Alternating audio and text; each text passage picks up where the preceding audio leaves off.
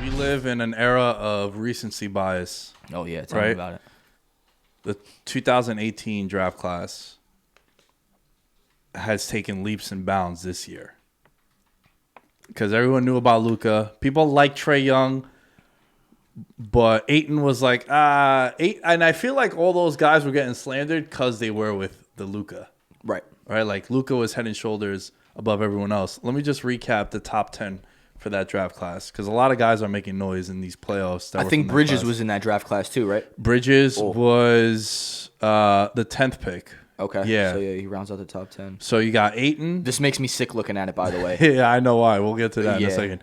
Ayton, Bagley, Luka, Jaren Jackson, Trae Young, Mo Bamba, Wendell Carter, Colin Sexton, Kevin Knox, your boy, Mikal Bridges, and then SGA, Miles Bridges, Michael Porter Jr., Dante DiVincenzo, Kevin Huerter. And then we'll stop there because outside of that, the rest is like... Even all those guys, though, like... Oh, yeah, Shamet. I mean, Robert Williams is okay. That's your slim pickings now down here, though. Even Jalen Brunson I would have taken on the Knicks. Mitchell Robinson is in that class. Gary Trent. Yeah. We just said that at the same time. So this class, right? Bruce Brown. Ayton, Luka, Trae Young. If you had to do a redraft, how's it going? Is it still Luka? It's got to be the same. It's got to be Ayton. Really? So you're saying knowing what you know now. I'm saying no right now, as we speak right now. The Hawks are up 1-0.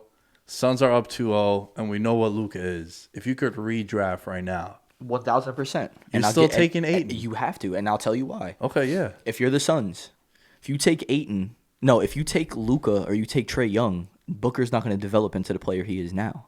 They're going to hold him back. You wouldn't agree with that? Okay, so you swung me because I was going to say just like the player. Because I'm a believer of I want the best guys. That doesn't always work, though. You got to get the guy that's going to fit the mold. Ayton, they needed the sure bet. They needed a dominant center. Wasn't the talking point when Chris Paul went to the Rockets, oh my God, who's going to be running point and shit? And then Harden ends up winning MVP that first year. I get the point you're getting and you're alluding to, and I agree with you. Great players and good players will always make it work. They'll figure it out. Right. And I knew you were going there, and I couldn't agree more, 100%.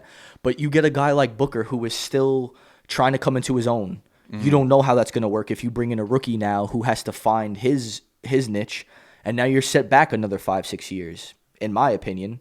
Maybe not as much, but you needed to give Luka growing room. You needed to give Trae Young growing room, and you also needed to give Ayton growing room. But Ayton plays a different position than those guys do. You get what I'm saying?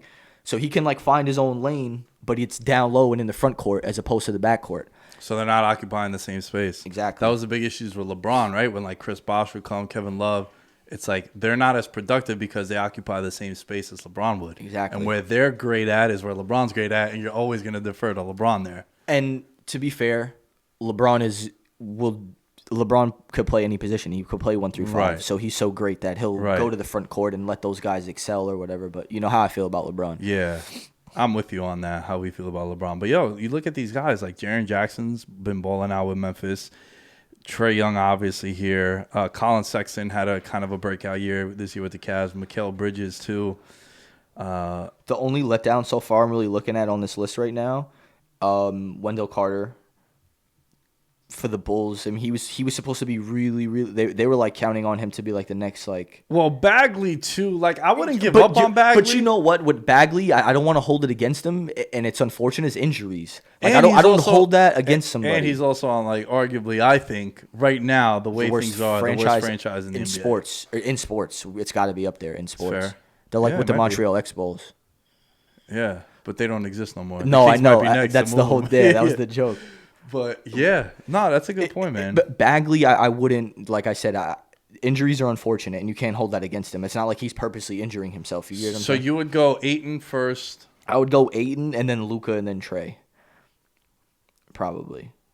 In that order. Isn't it crazy how, a lot of people would disagree with you on that?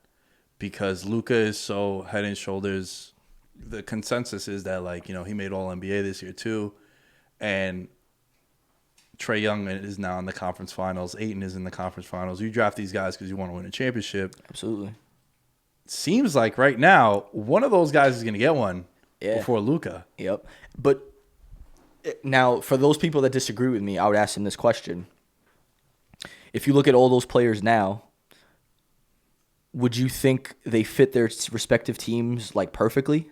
Like they fit their teams, and those franchises they got drafted to made sure of that. Mm-hmm. I get, okay, someone would probably tell me in an argument like against what I'm saying with Ayton, would probably say something like, well, Luka plays the 1 and Booker plays the 2 now. Yeah, but if you watch, Devin Booker handles the ball a lot during the game. Not saying Luka's not as effective, but when the going gets tough for the Mavs, who has the ball in their hands? Yeah. The usage rate is higher, and it's him that's when the going everything. Gets tough for the Suns, who has the ball in their hands? It's their man. It's Booker, not Chris Paul. They brought Chris Paul over, but Devin Booker, when he had 70 points in the Boston Garden, he was playing point guard. Mm-hmm. They call him point book. When Devin Booker runs the 1, he's the most effective in my opinion. I think that's when I became a fan of his. That whole stretch. Well, I was a fan of his in Kentucky, but when he came into his own and like found his niche in the NBA was that 70-point game he had in the Boston Garden.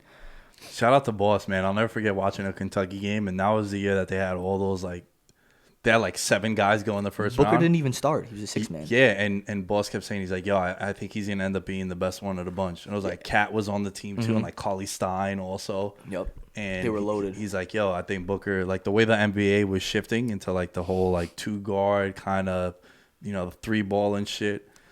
He's literally got a perfect jump shot, too. And also, he trained with Kobe. I know people don't think that's a real thing, but when Kobe opened up that Mamba Sports Academy, he had Kyrie, he had Tatum, he had Booker. All these guys are disciples of Kobe. And if you watch them play, their game kind of emulates him. Yeah. Get into that free throw line extended, that pull-up jump shot, that fadeaway. They all have that in their game because Kobe was training with him. Yeah. Yeah, and when they get going, it's like every shot they take, you just think it's... And the hoop is getting bigger and bigger and bigger. You saw the third quarter, right? Yeah, and the run Tatum went on.